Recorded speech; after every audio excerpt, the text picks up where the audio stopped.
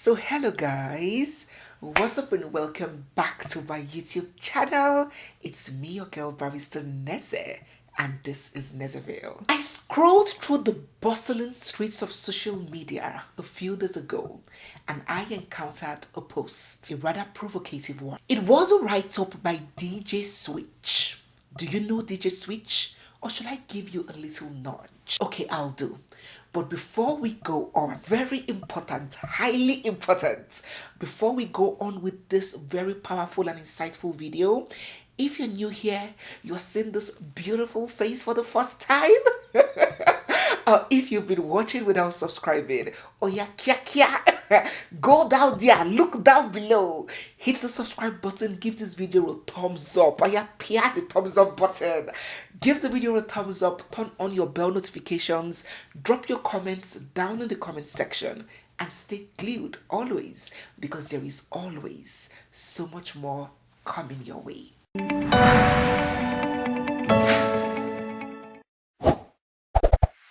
Prior to the 20th of October 2020, Obianuju Catherine Ude, professionally known as DJ Switch, was just a young, successful disc jockey doing very well for herself. She was filled with bright ideas and very big dreams. DJ Switch was the winner of the maiden and only edition of Glow X Factor, which held in 2013, and then she got signed into a record deal with Sony Music.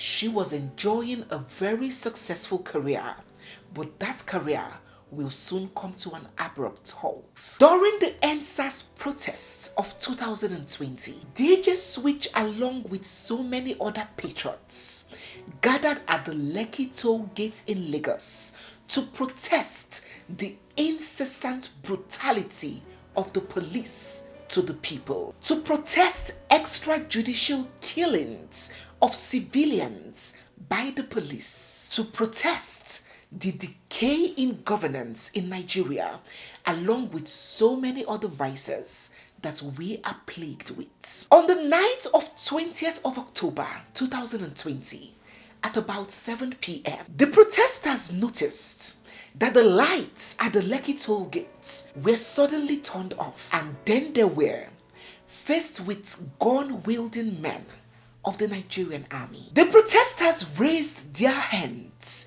in absolute surrender, absolute cooperation, and then they lowered themselves and sat down on the floor. They raised the Nigerian flag that they had in their possession, and then they began waving the Nigerian flag while singing the national anthem. That peaceful protest, Abi?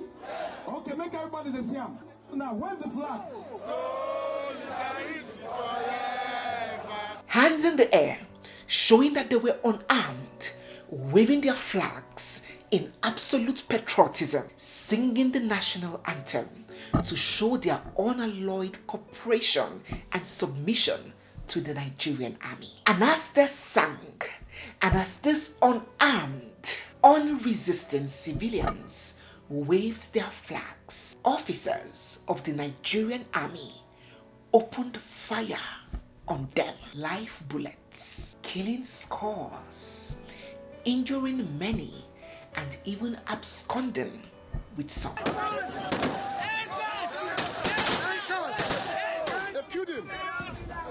The police came, we were peaceful. They came and started shooting at us. In the midst of the chaotic scenes is DJ Switch. A Nigerian celebrity and activist. She is broadcasting live on Instagram. I wanted people to see what was happening. I didn't want anybody to come and twist the story. Witnesses tell CNN ambulances were stopped from entering by Nigerian authorities. You can see here people at the scene trying to conduct CPR. Please explain to me how, in which part of the world do you go to a protest with live bullets? Everybody look at this. These are the bullets that were falling. They were falling by our side that were dodging bullets. CNN has verified that these bullet casings are from live Like that was not bad enough. They even prevented ambulances coming to the rescue of these guys that were hit. They prevented the ambulances from accessing the scene. I be on no Zumba mbadiwe. I be on no Zumba mbadiwe. I be on no Zumba mbadiwe. I be on no Zumba mbadiwe. I be on no Zumba mbadiwe. Although the Nigerian government denied this massacre, calling the clips that were making the rounds on social media doctored and fake. Lai Mohammed, Nigeria's information minister, calls this media report fake news, as he also defends the army's claims of firing blank bullets into the air and not at protesters. The minister blames the escalation of events on the misuse of the social media, an action he says the country pays heavily for, and is already taking steps to reinforce its campaign against the spread of fake news. The minister also seeks for the sanctioning of CNN for what he says is an act of irresponsible journalism. Soldiers at Lekki Toll Gate fired blank ammunition into the air. Blank ammunition cannot do any damage to the flesh, not to talk of killing anyone. CNN's very detailed investigations revealed that the Nigerian army did fire live rounds into the crowds, killing and wounding several people at the Lekki Toll Gate. CNN investigated the events at Lekki Toll Gate the night of October 20th in Lagos, Nigeria. They're releasing fire. Nigerian authorities say they fired blanks into the air and not at protesters. But CNN obtained video that appears to show the army shooting toward the crowd. Here, and at the top of your screen, here.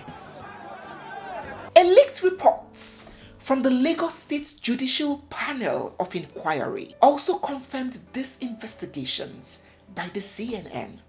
It said the atrocious maiming and killing of unarmed, helpless, and unresisting protesters while sitting on the floor and waving their Nigerian flags while singing the national anthem can be equated to a massacre. So that was a fact. They'll kill man no for inside that jegule I said them born house. They kill man no for inside Lekki Toll Gate. We be say them kill people before the 12. Another one he happen inside that jekunle. Burning and kill it to become ballet. Say them born man. Them kill man no for inside and jekunle. Up till today, present day as I speak to you, nobody, not a single soul, not a single officer has been held responsible for this massacre. So yes, let us get back to DJ Switch. DJ Switch was amongst the protesters that was present on the fateful day that this regrettable occurrence happened. And she televised everything for the whole world to watch via her Instagram live. She recorded everything. By reason of this, she became a target and she had to disappear off the radar thereafter because according to her, the Nigerian government had embarked on a mission to hunt her down. No one has ever seen or knows where DJ Switch is holed up till today. So when this recent End Hunger protest began, we were expecting her contribution. We were expecting her input.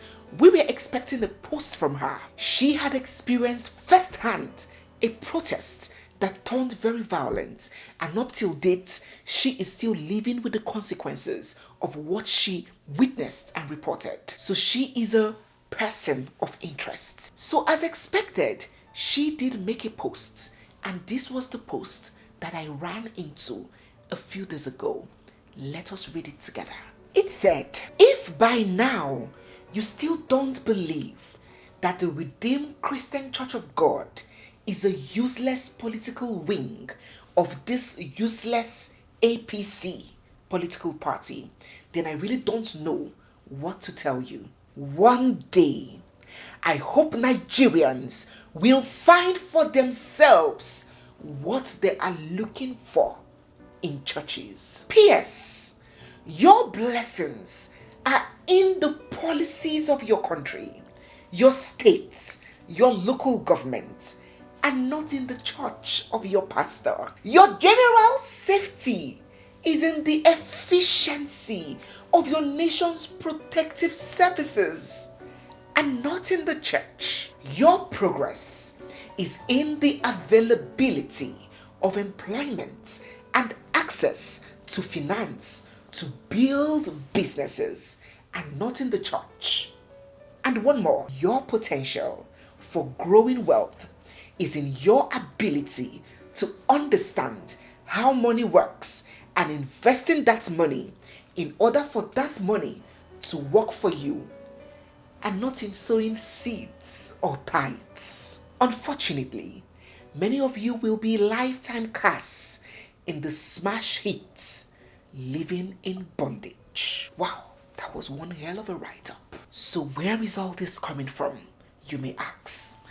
A few days ago, I wrote in my community post. I said, when slave masters publicly tortured, brutalized, and killed slaves who attempted deserting, challenging, or resisting oppression, it was to pass a message.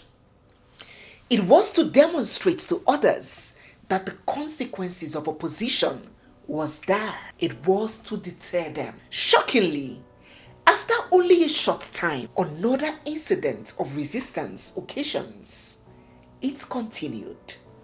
It never stopped. What slave masters fail to understand is that the sting of oppression far supersedes the feeling of fear. And the people so tyrannized are like a time bomb that will explode. Despite the October 20th SARS bloodbath, the people have once again reason to say enough. May their labor not be in vain. From Neze. So, 4 years ago in 2020, there was a major protest that cost the lives of people, and one would expect that anybody who had experienced such a thing would want to keep quiet, would not want to protest again. But just like the slaves that suffered in the hands of the slave masters, and despite how much the slave masters tortured people who tried to resist their oppression, more antagonism were still coming up, because the people so pushed to the wall will definitely turn around and face their oppressors. And again, Nigeria is faced with another protest titled End Hunger Protest, just 4 years after the SARS bloodbath. Nigeria has been faced for many years with several challenges surrounding lack of amenities, lack of infrastructure, lack of government accountability. We have been faced with so much lack and poverty, but never in the history of Nigeria, maybe only during the Civil War, have Nigerians been hit with such hunger strike.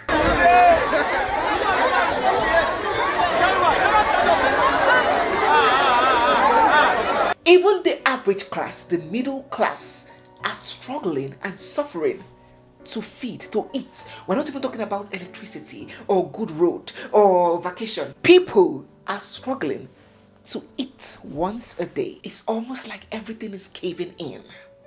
Companies are packing up and leaving the country. Why wouldn't there? A government that provides nothing for an industry. A government that provides nothing for investors. They're coming.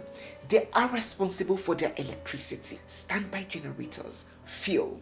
They are responsible for their security, a highly volatile environment. Even FX, they can't even get FX back after trading in your country in Naira to repatriate their funds is a problem.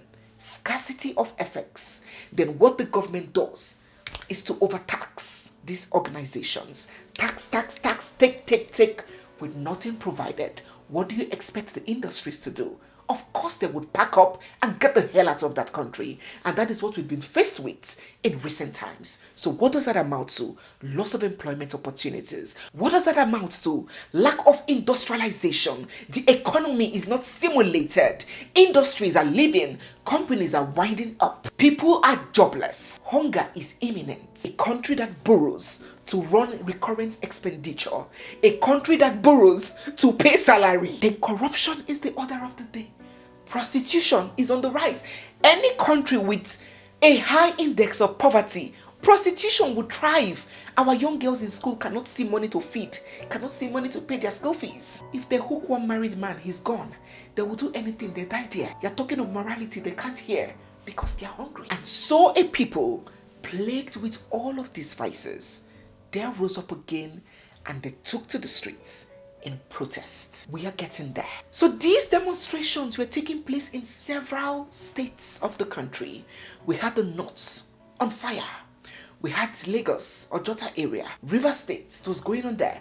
Several states were on the streets demanding good governance, demanding end of corruption, demanding return of subsidy, as there was nothing to cushion the effect of the removal of the subsidy, demanding policies that would help cushion the hunger that our people are facing. But before long, people began to observe and wonder, why are our religious leaders silent? Their silence is deafening. Are they not in touch with the sufferings of the people? Why are the pastors with high influence not lending their voice? And while people asked these questions, we saw another set of crowd, full crowd, thousands of people gathered.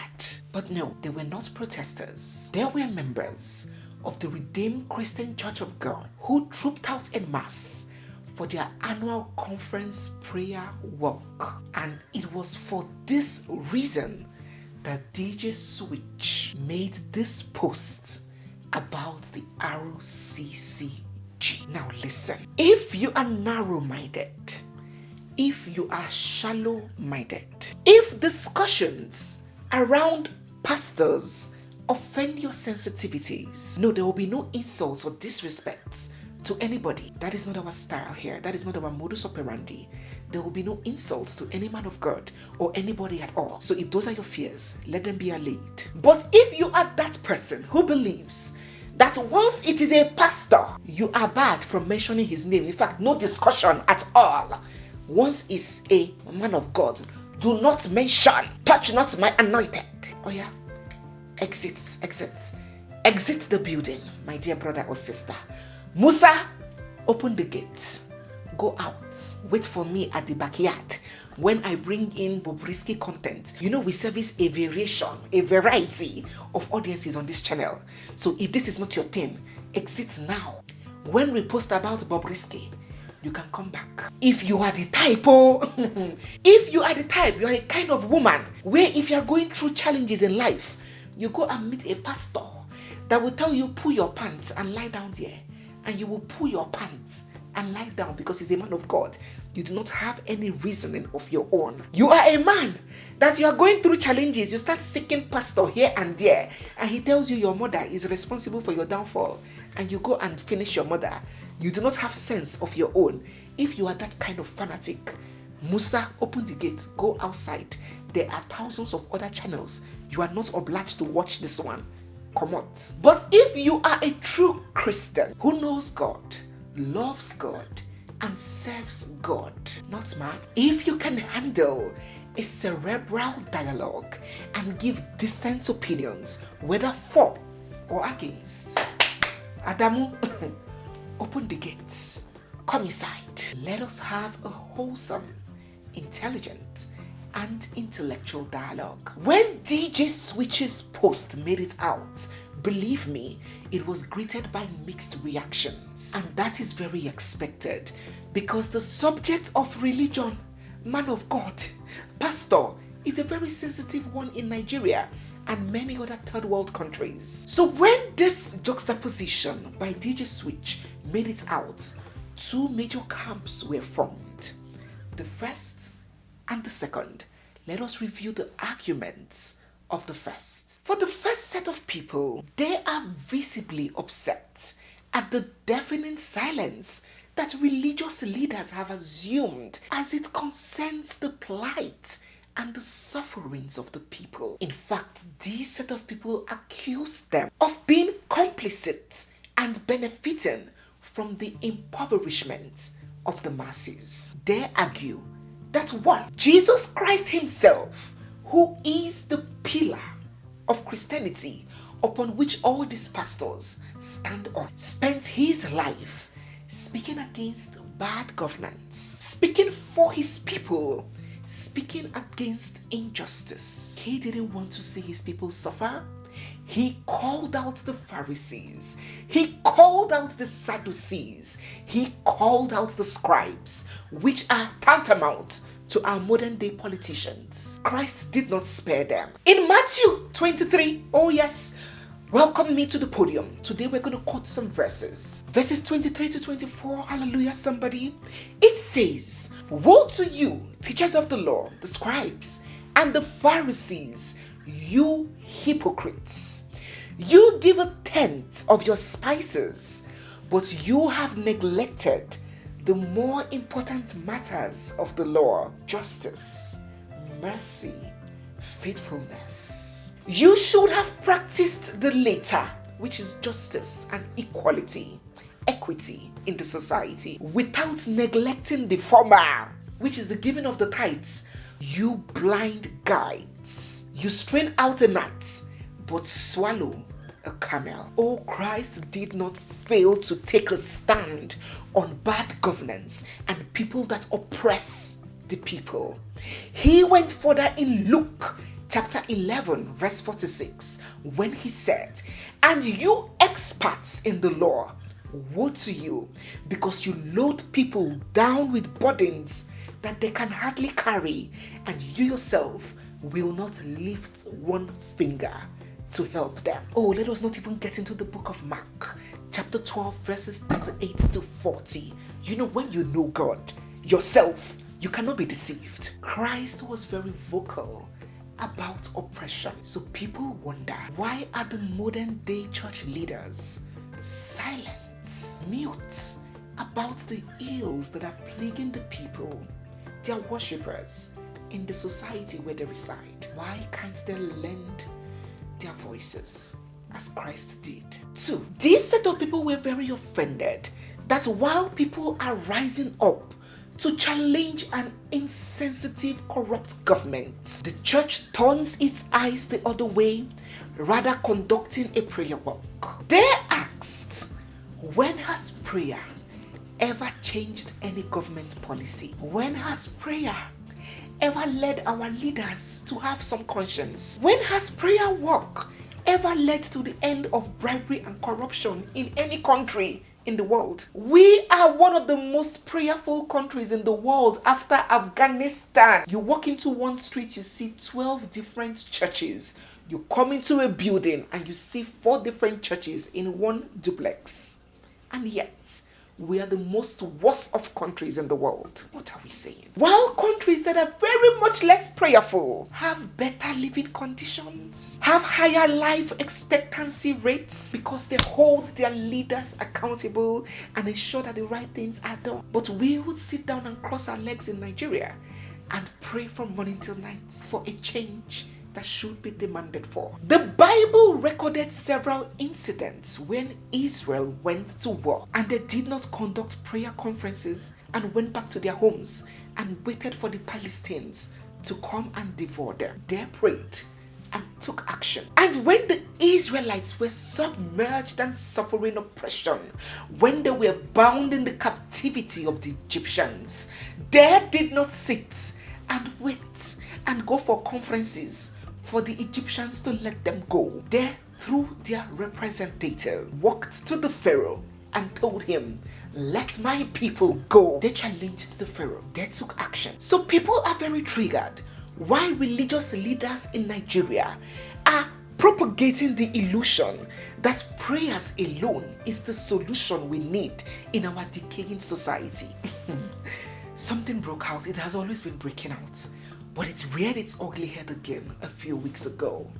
hashtag Igbo must go, and ethnic sensationalism inciting a certain group of people to be attacked and sent away from where they live. Igbo must go. I feel that topic deserves another video, so I'm not going to go into it. If I have the drive to speak about it, I will. But it is surprising that many of these our senior leaders that have influence over the people that are propagating this evil, many of the propagators of these ethnic bigotries are pastors. There was one that was released. Many of them attend churches. Do you know the influence it would have if an Adeboye or an Oyedebo, which are senior Yoruba religious leaders, come out to condemn that slogan and say, no, this is not what Christ preached. We should live in unison and community. Christ preached community. Christ preached love, regardless of tribe, religion. Christ was a preacher of love. That was his number one commandment. Do you know how much impact it would have if these senior religious leaders come out to take a stand, dissuade the people from having such objectives, preach and say, no, it is wrong. You don't say this. This is not what Christianity stands for.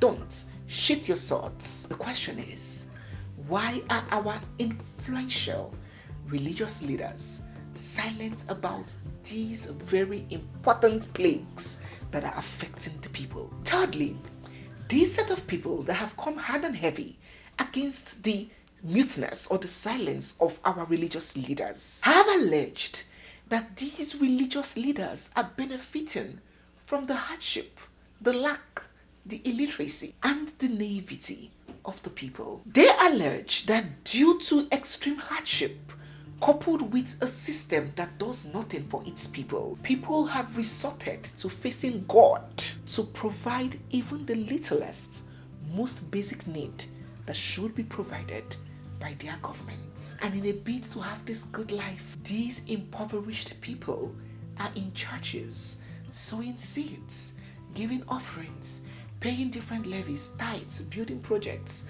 bazaar, different things, just to commit to God, so God can give them to. Hence, enriching many men of God and making the church business a multi-billion industry in Africa.